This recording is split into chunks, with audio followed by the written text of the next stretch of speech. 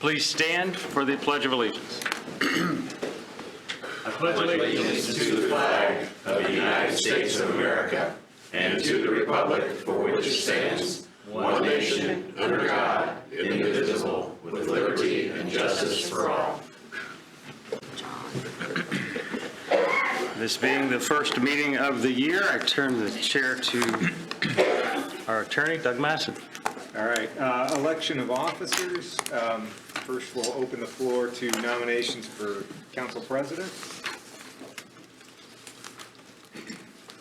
I nominate Brian Metzger. Second. All right. We've, Brian Metzger nominated. we're gonna do Any that. other nominations before I close the floor? All right, floor is closed to nominations. All those in favor of Brian Metzger for president, signify by saying aye. Aye. Opposed? All right, vice president, I'll entertain nominations for vice president. Mr. President, I would move that we nominate Kevin Underwood for vice president. Thanks for the long pause. Second thoughts. I know. Second. Motion and second for Kevin Underwood. Any other nominations before we close the floor? All right, all those in favor of Kevin Underwood as vice president, signify by saying aye. Aye. Opposed? All right, have your slate of officers. Thank you. And thank you all for your confidence in us for one more time. Auditor's report, Bob. You have in your packet the auditor's report, and I've got a couple extra pages since we are at the end of the year and the beginning of the year. The first sheet in there, the financial report for December 31st, 2019. I'm not going to go through all the numbers, but we began the year with a beginning net balance of $1,876,533.37. With the additional appropriations granted in the small reduction, we ended the year at $1,485,264.69 of uncommitted general funds. One thing I might want to note there is you see the miscellaneous expenditures, $273.68. That used to be a little bit higher number, and that mainly is state-called meetings, and we have used a lot more of the elected official training fund money for that too, so that has minimized that, where that used to be into a few $1,000s at least. The next page is the January 1st, 2020. We began the beginning of the year with a cash balance in the general fund of $12,329,109. And if you notice that from the other one, that is up about $2 million beginning cash balance. With projected miscellaneous revenue, property tax, or 99% of the levy, and we take out the circuit breakers that the DLGF gave us when we did budgeting of $1.9 million. Our total funds available are $62,084,666. We deduct the encumbrances, the budget, the minimum balance, and then add back in 3% of the budget, which we estimate to be unused. Our beginning net balance was $1,800,784, which that is a little bit within $100,000 of where we were in 2019. The budget also is up to $54 million. That, if you notice from the other page, is up about $3.5 million. We have no general fund additional appropriation requests, so we are starting with $1.8 million. You move on to the next page, the revenues. I marked with some little arrows the ones that were really affected with property tax settlement. And you can see the property taxes, we collected $25.7 million. We budgeted just about $25 million. That's almost 103%. We cannot collect more than what our levy is. We can collect more than we budgeted. And you see our levy is $26.8 million. So we collected less than that, so we'd be able to keep all of what we did collect. License excise, that was a little bit higher than what we had anticipated, and so we have upped that for 2020. Bob, can you talk about the lit? Is up about $1 million? Is that? Remind us about the extra money we got from the state. Yeah, let me move that a little bit there. Yeah, that, because usually we are going to get exactly 100%, but because of the surplus that they were holding at the state, so that extra, $1 million is what we were distributed earlier in the year. So that is an unusual situation, but whenever we do get a special distribution, that's going to be over. Thank you. Down in the intergovernmental, just a couple of notes there in the 0291, which is mainly the Public Defender Commission reimbursement. That was just 3 payments in 2019. We did receive a $272,000 distribution on January 3rd of 2020. So we very easily could get 5 in 2020. So that's not a concern that we were that much under on that one. The 0290, that is the municipal election reimbursement. We have the $3,800, that's from Battleground. They paid, we did receive a payment from Dayton right after the first of the year, so we are still waiting for Lafayette and West Lafayette on that. The 0299 number, the examination of records reimbursement, that is the State Board of Accounts. When they audit any of the entities in the county, they send the bill to us. We pay it out of county general, and then we deduct it from settlement. Get down into the next rows, the license and permits, we collect 107% of what we anticipated, so that is good. Charges for services, get to the end there, we did collect over 100% there as well. One in the 0442, obviously the fairgrounds, we didn't really lower the estimate for 2019 based on the construction impact there, but there was obviously an impact there, so we have kind of adjusted that for 2020. Can you talk about 0411? That's up quite a bit too. The sheriff inmate house. Yeah, that, we are going to, there's going to be a change in the way those monies are coming, but that is just, I guess, them getting caught up. I'm not sure if I know exactly how many months that is, but that is, the $1 million is not going to be the norm. We're going to get the $595,000 plus some other as well, but the 595 is kind of the statutory now, the standard of where we're at. Okay, thank you. And then to get to the very end, I did have the total of 108.7% of what we budgeted.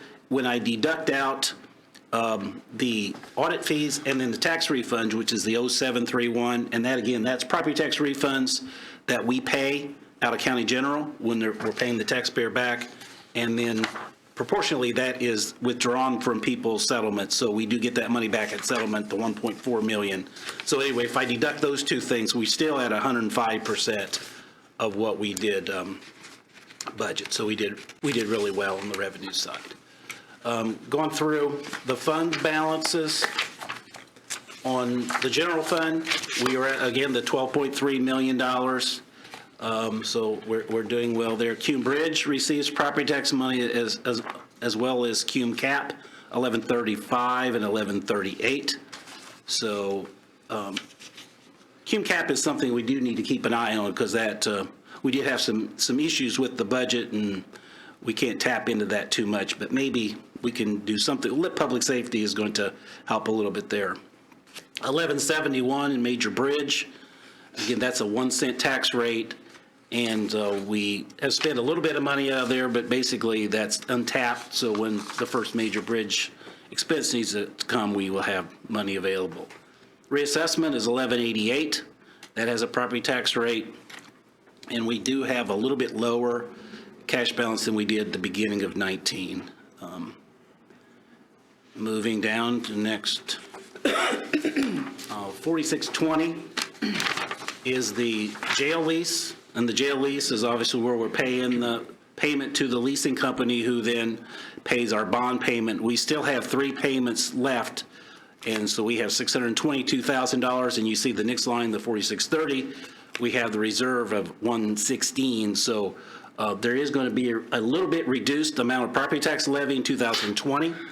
And then in '21, I'm not sure if we're going to have any levy at all, because that will be coming off, because we're going to have enough money to be able to pay those last 3 payments, certainly. Health insurance, 4710.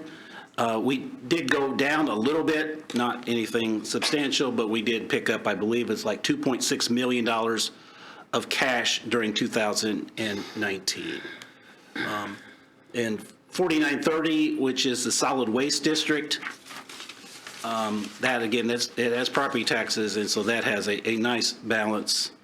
And fund number 6,000, I just mentioned that one that is settlement. That's where we put everything in when we're going to do distributions. So the fall distribution, we did have like a total of $91 million was put in there and distributed to the various entities. Bob, before you go on the health insurance, is it typical, since we've been seeing a lot of monthly positive cash flow, this one was negative, is that typical for end of year, or was that just how claims It's, hit? and I would say, and Shirley, you could answer this better, but this is more like the November claims would be reflected there. We see a lot at the end of the year, last quarter, because the people have already met their deductible. Yeah. They get things taken care of at the end of the year. Yeah.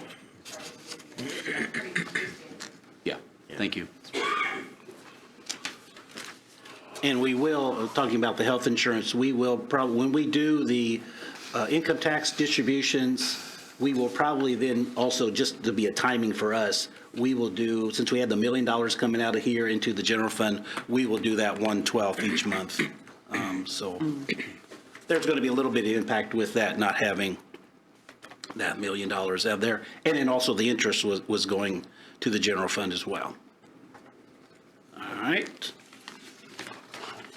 The next thing on my list here is the encumbrances, and I'm not really sure if the council needs to just see these, but the first page and a half or two are general fund. And so encumbrances are when a bill was incurred in 2019 and not paid until 2020, and you have some budget left, we will take that over. So, just the very first line, which is the treasurer, they requested 1440. They had 1443 left, so we could encumber that whole thing. And there's some of them where their requested amount, if that is greater than what they have left, we will only carry that over what they have left. So anyway, that is all of the requests we had. So for the general fund, that total is $361,991, which is a little bit higher than last year. But we did have a couple more major ones. That Carry Home project, they carried, some money over to help pay for that bill. The next sheet is all the other funds, and the same sort of thing. And some of these are capital projects where we're trying to, we need to move the money over because it wasn't paid yet in 19. But so I don't know if they need to approve these or just accept them. I guess I don't know either. For safety, maybe a motion to accept the encumbrances as presented would be in order.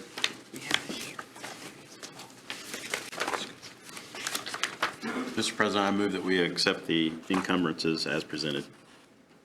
Second. We have a motion from Councilman Underwood, seconded by Councilwoman Vernon, to accept the encumbrances report as presented. Any discussion? All those in favor say aye. Aye. Opposed? That passes. Anything else, Bob? Nope. I've got a question here. Since we're looking at the different funds, what is 8330?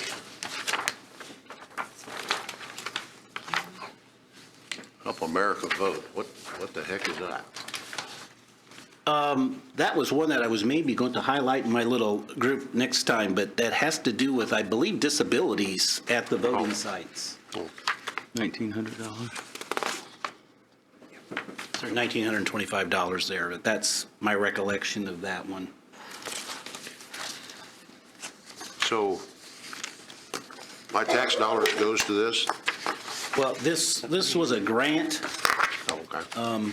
It's not coming out of the general fund or anything like that. It was, Okay. All right. Move on. Treasurer's report, Jennifer. Good morning. Morning. Should have found the report for December in your packets this time. For interest in December, we are reporting $233,271.27. This puts us for the year a total of $2.9 million with $1,388,057.80 going to the general fund. And my revised budget for general fund was around $1.3 million, so able to make that mark. For 2020, I believe I budgeted around $1.2 million because of the interest rate declines that we had last year. And I don't anticipate that we wouldn't meet that. In fact, I think we'll go over again. But right now, that was my estimate for the year. With the decline in the rates, our 2019 total from bank accounts was lower than the 2018 interest, but we're able to offset it with interest from investments. So we'll keep at that. Still not great rates out in the 2 to 5 year range, but hoping that starts to turn around and we can get some more out there in the longer term. So other than that, I didn't have anything in particular. Bob, you had the treasurer fees with an arrow on it on your revenue report. I didn't know if there was something about that, but I looked really quick and it was like tax sale. We had less tax sale properties, so the fees were I just marked the ones lower. that were settlement related, and so, Okay. yeah, she's got the demand fees, the delinquent personal property fees, yeah. I just marked everything that had something to do Okay. with settlement. Okay, that- wasn't sure. not- Any questions about that? All right, thanks. All right, at this time, is there any public comment on today's agenda items? Hearing none, we'll move to the consent agenda. Are there any items that need to be removed from today's consent agenda? If not, I'll entertain a motion and a second to approve the consent agenda as submitted. Mr. President, I'd move that we accept the consent agenda as presented. Second. I have a motion from Councilman Basham, seconded by Councilman Underwood, to approve the consent agenda as submitted. Those in favor say aye. Aye. Those opposed, motion passes. Additional appropriations, we start with the Sheriff's Department. Want me to- Mr. President, I move to approve the CLAF Burn Local Fund appropriation of $7,399 as presented. Second. I have a motion from Councilwoman Dullum, seconded by Councilman Basham, to approve the CLAF Burn Local Fund 9144 appropriation for the purchase of tasers. Sir. It's just so we can put more, replace and get more tasers in our jail. That's what that's for. Any questions for the sheriff? There's a motion on the floor. Those in favor say aye. Aye. Those opposed, motion passes. Next up, 2020 compensation agreement in lieu of statutory fees between Robert Goldsmith and the County of Tippecanoe. Just as a reminder, the reason we do this is because the sort of default setting in the Indiana code is an old compensation model where the sheriff would keep some portion of, say, unused food budget and a piece of property tax collection, which has all kinds of bad incentives baked into it. So since as long as I can remember anyway, we've used the different model that the code allows you to just enter into a straight contract with the sheriff. And this is the same as we had last year, except the salary is the 2020 budgeted amount of $122,506. I'll entertain a motion. Mr. President, I move that we approve the 2020 compensation agreement with the sheriff as presented. Second. I have a motion from Councilman Underwood, seconded by Councilman Basham, to approve the 2020 sheriff's salary agreement as presented. Any discussion? Those in favor of the motion say aye. Aye. Those opposed? Congratulations, you get paid. Hey, thanks. Anything else for us? I don't think so. Thank you. Okay. All right, then I need the tall guy back there. Smokey. From, Oh. Mr. President, I move to approve the appropriation of $13,340 from the LEPC Fund 1152 as presented. Second. a motion from Councilwoman Dullum, seconded by Councilman Basham to approve the LEPC Fund 1152 appropriation for $13,340. Smokey. Just very quickly, pardon me, that is the Local Emergency Planning Committee, and that is funds we receive from the state from companies who hold certain quantities of certain hazardous materials. Any questions for Mr. Andrews? There's a motion on the floor. Those in favor say aye. Aye. Those opposed? Motion passes. Next motion, Hazmat Fund. Mr. President, I move to approve the appropriation of $12,113 from the Hazmat Fund 2546 as presented. Second.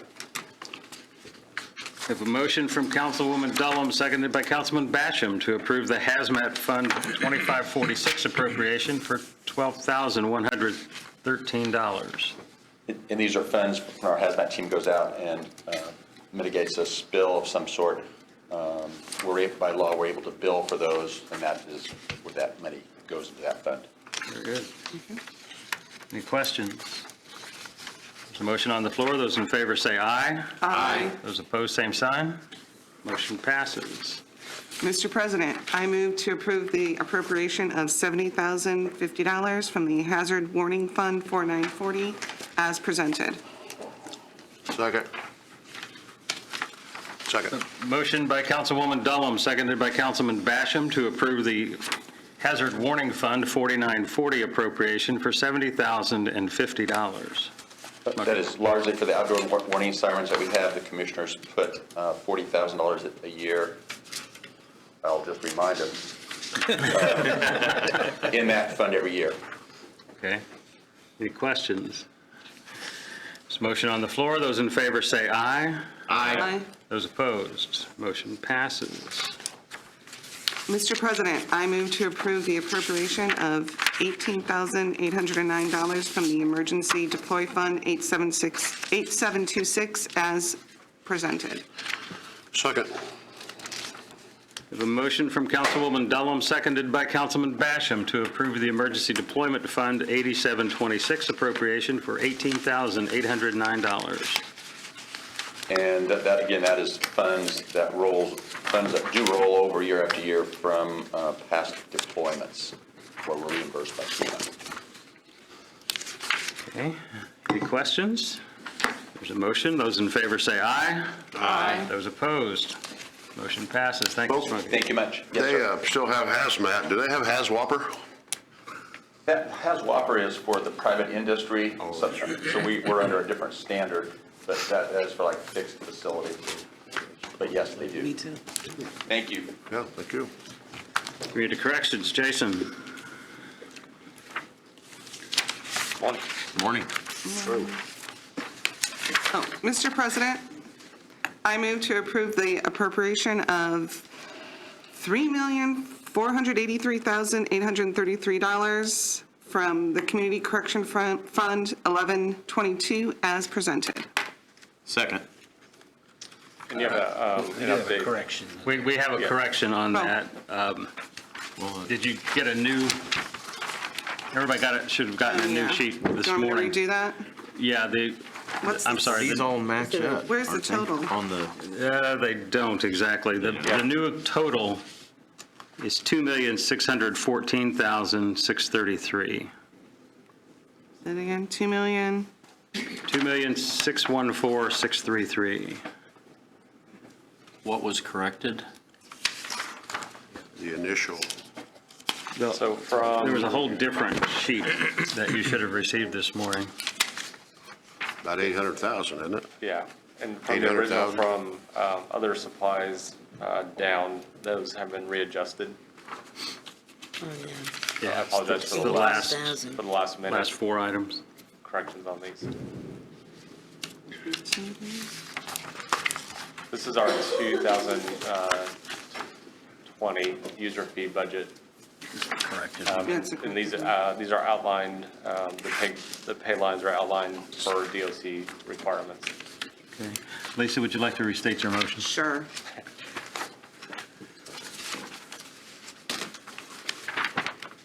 Mr. President, I move to approve the appropriation of $2,614,633 from the Community Correction Fund 1122 as presented.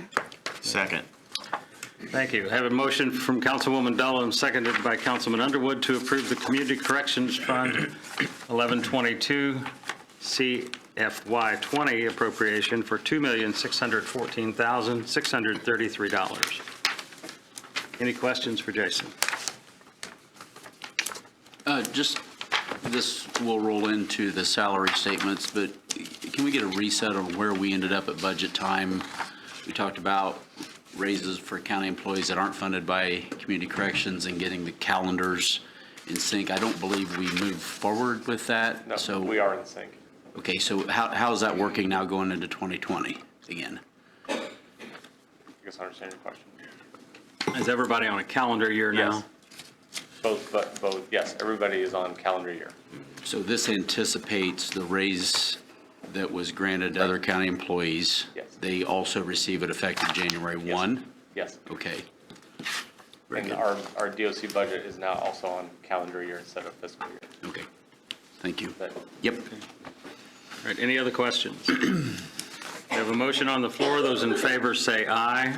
Aye. Those opposed, motion passes. Salary statement. Mr. President, I move that we approve the salary statement for Community Corrections 1122 as presented. Second. It's been moved by Councilwoman Dullum and seconded by Councilman Underwood to approve the salary statement for Community Corrections Fund 1122 CFY20 for the budget previously approved. Any discussion? There's a motion. Those in favor say aye. Aye. Those opposed? This- Okay, yeah, go ahead. Mr. President, I move that we approve the request for $60,000 from the CCDOC Transition Fund 1123 as presented. Or should we combine those? Yeah. Which two? They're The two. they're two Oh, There's two $60,000 60s Well, requests. yeah, on the same page. right. so it's 120? Yes. Okay. Mr. President, I'm missing Alona today. She would be doing all these. Mr. President, I move that we approve the request for $120,000 from the CCDOC Transition Fund 1123 as presented. Second. The motion from Councilwoman Dullum, seconded by Councilman Underwood, to approve the Community Corrections DOC Transition Fund 1123 CFY20 appropriation for $120,000. Questions, discussion? If not, there's a motion on the floor. Those in favor say aye. Aye. Those opposed, motion passes. Okay, Mr. President, I move that we approve the request for $1,860 from the Forensic Diversion Fund 2550 as presented. Second. There's a motion from Councilwoman Dullum, seconded by Councilman Underwood, to approve the Community Corrections Forensic Diversion Fund 2550 appropriation for $1,860. Questions? There is a motion. Those in favor say aye. Aye. Those opposed, motion passes. Thank you, Jason. Mr. President, I move that we approve the request for $44,920 from the Edit Fund 1112 as presented. Second. We have a motion from Councilwoman Dullum, seconded by Councilman Underwood, to approve the Edit Fund 1112 appropriation for $44,920. Kent, good morning. Good morning. This is the fourth year of a 6-year contract with Pictometry for our aerials. This amount was inadvertently left off during one of the spreadsheet shuffles last year during budget time. It got approved at budget time, but it didn't get put into Gateway.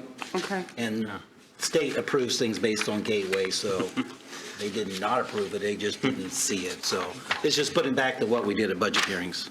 Okay. Any questions? The motion on the floor, those in favor say aye. Aye. Those opposed? Motion passes, thank you. Assessor's Office. Is that salary Alana statement. too? No, that's me. I'll make a motion that we approve the 2020 salary statement for the assessor as presented. Second. We have a motion from Councilwoman Vernon, seconded by Councilman Basham, to approve the salary statement for the Assessor's Office as presented. Eric, good morning. I have an employee with a lot of experience who we pay on par as a COM3 employee at the base rate. She's part-time, so she receives no longevity or benefits, and obviously can't work more than 29 hours.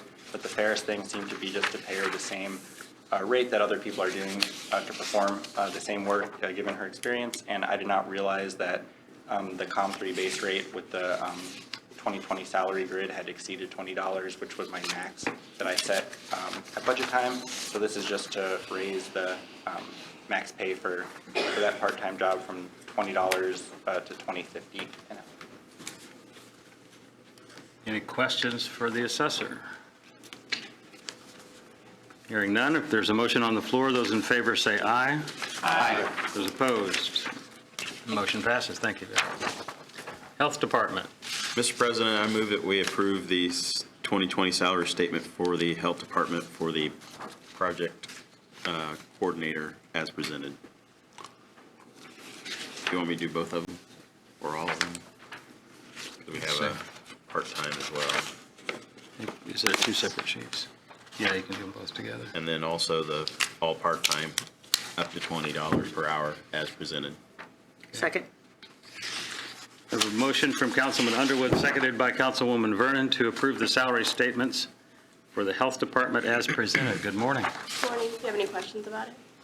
So the fetal infant mortality review, that was grant funded, and she started, and that's because we have Indiana has a high infant mortality.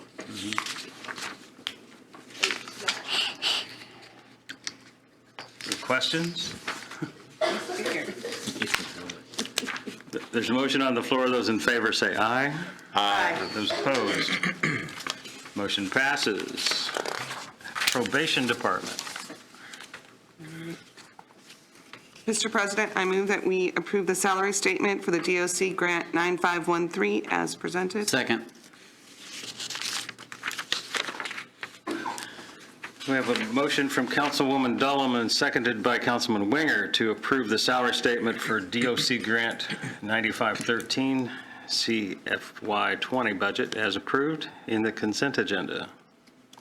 Any discussion? Those in favor say aye. Aye. Those opposed? Motion passes. Carry home, Rebecca.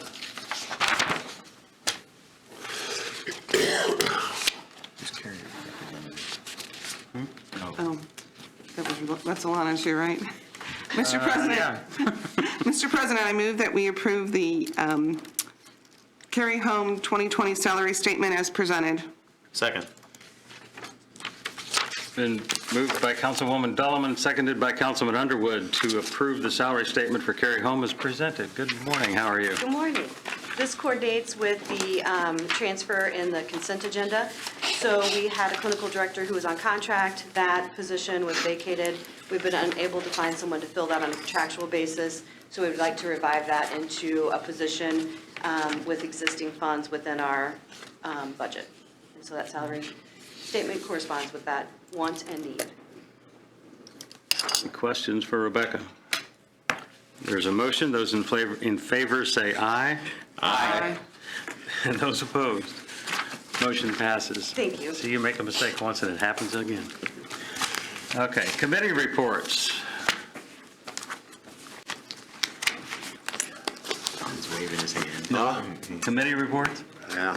No. Yeah, okay. No, we just had a spatial training from State Board of Accounts. Teaches us not to steal. Okay.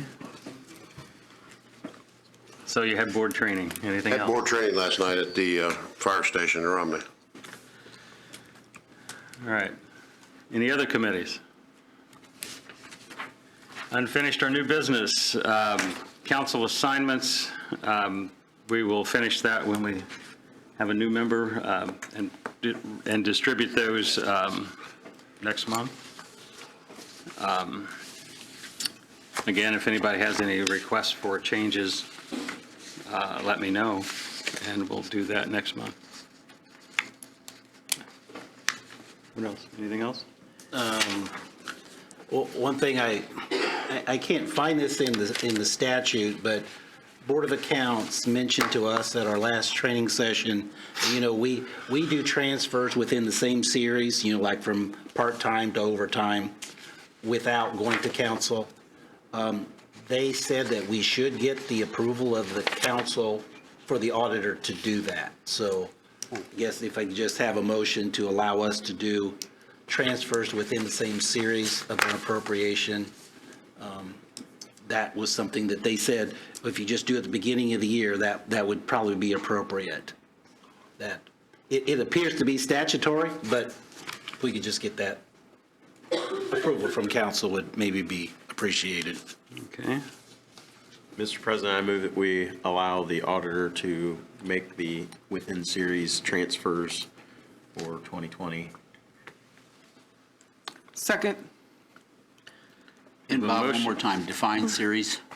Within the same series, we have Series 1, which is personal services, 2 supplies.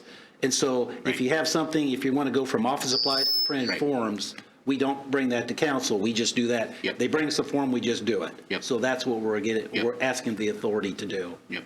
Okay. Nothing that we So- haven't done before. Yeah, not a change in policy, just approval. All right, so we have a motion from Councilman Underwood, seconded by Councilwoman Dullum, to allow transfer within series in-house in the auditor's office. Any other questions? Those in favor say aye. Aye. Those opposed? Motion passes. Anything else? What about the Valley Oaks representative is on the Yep, that's- agenda? Yep, that's one more thing, but anything before that? All right, we have guests today from Valley Oaks who'd like to make a presentation.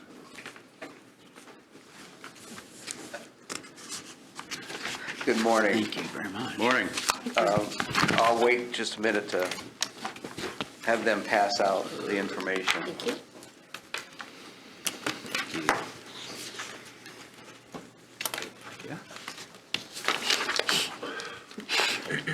Oh, thank you. It wasn't up there that. I know it went blank for a minute. I'm Tom Gilliam. I'm the CEO of Valley Oaks Health, and I was asked to come by Tom Murtaugh. He's the county representative to our board of directors. It's been a number of years that I believe since anybody from our organization came and presented to the county council about the revenue that we get from the property tax dollars we get and what we do with that. So that's why I'm here to do a presentation in relationship to that. So who's Valley Oaks? Valley Oaks is a community mental health center, and we provide addictions and mental health treatment to 10 counties in West Central Indiana. We've been operational since 1938. We've actually been a community mental health center since 1976. You may know us by history as Wabash Valley Hospital, Wabash Valley Alliance, and now we're Valley Oaks Health. So let me tell you a little bit about why we've changed our name. Shortly after I became the CEO, probably 2 years ago, I was asked to meet a realtor from here in town at our parking lot downtown. We own a parking lot across from the Lafayette Brew Pub. And she was meeting with me because Duke wanted to do an easement in our property. So we met to discuss that. And she said, Tom, I have one question for you. Why does Valley Oaks own a parking lot in downtown Lafayette when all you have is a building out on North River Road in West Lafayette? And I said, turn around. We were facing south. I said, turn around. And I said, see the building next to the Lafayette Brew Pub? That's our building, 610 Main Street. And she said, so that's the only building that you have? I said, no, we provide services in 10 counties, and we actually have 12 facilities in Tippecanoe County that we provide services out of. She said, I've been a realtor in this county for 25 years. I did not know that at all. I said, well, first of all, good for you that your family hasn't had to utilize any of our services. I said, she said, but second of all, there are people who move to town who ask about mental health services and addiction services. And she said, I didn't know any of this. That goes along with being called Wabash Valley Hospital and Wabash Valley Alliance. People have said to me since I've been here in town, are you part of Wabash National? Are you part of Wabash Center? What do you really do? Are you a bank? Are you an insurance company? What are you? So I'm going to share with you who we are. Based on that history that I just talked about, we thought we need to change our name and let people know who we are. And the reason we stayed with Valley is because of our history. Since it's 1938, we were Wabash Valley, so we kept one of those names. And oak is the tree that is the most predominant tree in our service area. Strong tree.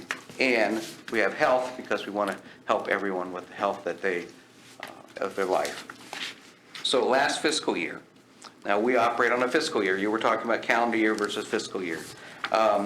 We provided over 300,000 services to over 8,000 individuals for mental health and addictions issues. Over 202,000 of those were provided here in Tippecanoe County to over 3,100 people. We appreciate the fact that Tippecanoe County provides us $1.16 million of property tax dollars, and want you to know that we paid out over $11 million in salaries to our staff who work here in Tippecanoe County as a return on investment sum to the dollars you provide. We have been a Joint Commission approved organization for 25 years, and that is the premier accrediting organization for healthcare organizations. What services do we provide? We provide services to children and adolescents. There is a list of those in front of you. It says about school-based services. I just want to say a couple things about that. We have agreements with Tippecanoe School Corporation, Lafayette School Corporation, the Catholic schools, and we provide services in all of those facilities, and we also provide services in the West Lafayette schools. We don't have an agreement with them, but we provide services in the West Lafayette schools. For adults, there's a list of the services there for adults. A couple things that I want to highlight there. For one of the biggest issues that we all know about is about drug and alcohol issues that have been exploding and getting more intensity. We increased our provision of service by hiring an addiction psychiatrist. He now has 2 other people along with him that are doing what we call MAT, which is medication-assisted treatment here in Tippecanoe County for people. They provide the medication, we provide the assistance for treatment. We also hired a director of addiction services and coordinate all the addiction services we provide. We have been providing addiction services to around 33 people a month. In December, that's up to over 125 a month, and we see that number just increasing immensely. In terms of medication and prescribers, you may hear that there's lots of need for people to see a prescriber for their mental health services. We now have 12 of them here that practice in Tippecanoe County. 2 of them provide forensic evaluations for the courts, and 2 of them also provide services to adults with mental health and developmental disabilities issues.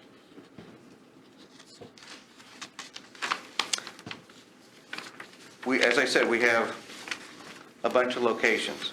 This list of locations here in Tippecanoe County couple things I want to point out. On the second line there, it says 2323 Ferry. Those of you probably know that's a building that's been boarded up. An old medical service provider. When I came to town, American Health Network was in there. My doctor was there. When they left to go out to the southeast side of town, that building's been boarded up since then. If you drive by it now, there's a fence around it. We've purchased that property, and we are in the process of renovating it. Right now, it's being gutted, and it's 50,000 square feet that we're going to start using, hopefully, by mid-May of 2021. So that, as you see that, there's a Tecton sign on the fence, but that is our property, and we're going to be providing services there. The Meharry Street location is a 24-hour group home that we have. We have bunches of people who need that service, so we are in the process of purchasing another piece of land here in Lafayette to expand that service. So instead of 15 people in a group home, we're going to have approximately 30 people because we'll double our capacity. We also have 4 houses that aren't on this list that we rent that are called our cluster hybrid program, and they are in various places in Lafayette and West Lafayette. In addition to those 7 that are listed here, there are 5 other locations that we provide services here in Tippecanoe County.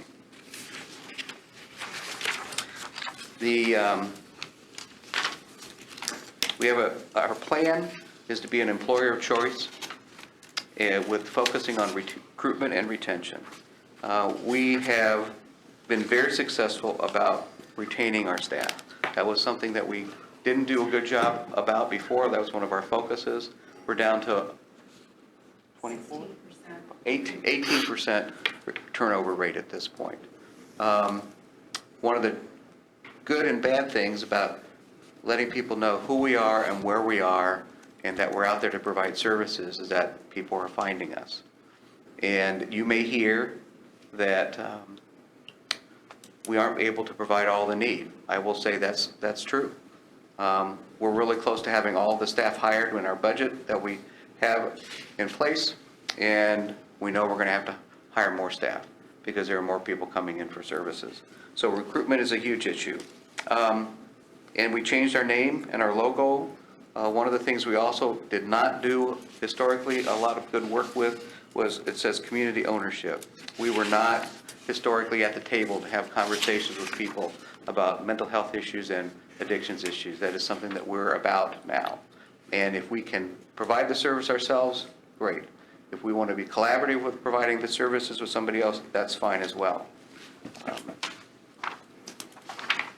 The next screen is our mission statement. This has been our mission statement for a number of years, to provide quality behavioral health and addiction services in the needs of the community, based on the needs of the community we serve. The screen after that gets into a breakdown of that's in the county report that each one of you should have received in regards to the patients served in the state fiscal year, and then the one after that is about the ages of the people that we serve. A couple of things that we're growing in. We have a collaboration of different providers and working with the emergency departments with Senate Bill 499, which is to help pay for services for people who present themselves at the emergency room after they have had to have administered Narcan. We have a grant that we provide services along with Phoenix Pharmaceutical paramedicine, and the Tippecanoe County Opioid Task Force and peer recovery specialists, to where we are consistently and reaching out to people who've been at the emergency room, who aren't in services, that we try to get them linked into services.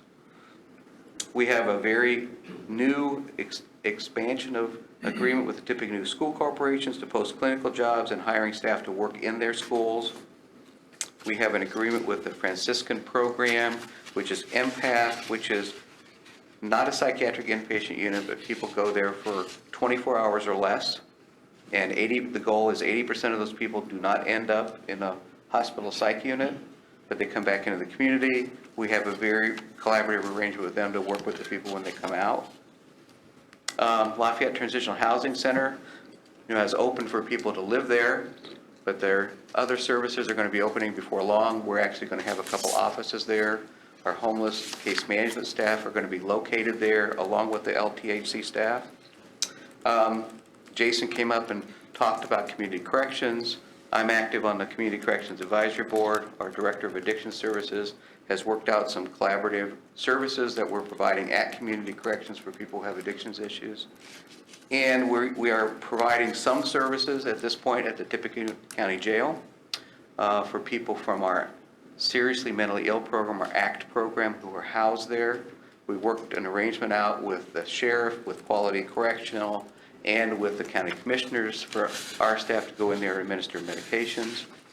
We're going to have some follow-up discussions with the sheriff about working on providing addiction services in the jail and medication-assisted treatment services in the jail.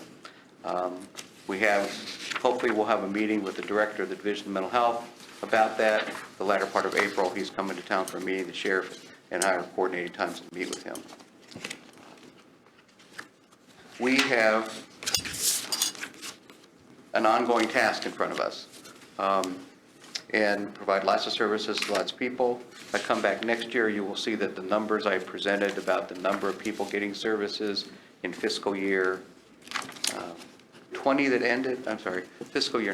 ended, we're already ahead of the numbers in fiscal year 20 for where we were for fiscal year 19.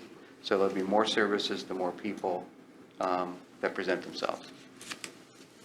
I thank you for your time. Curious if you have any questions for me. Any questions for Tom? Thank you very much. You're welcome. Thank you very much for your ongoing support. Thank you. Thank you for coming. Commissioners, FYI. Wow, how did that happen?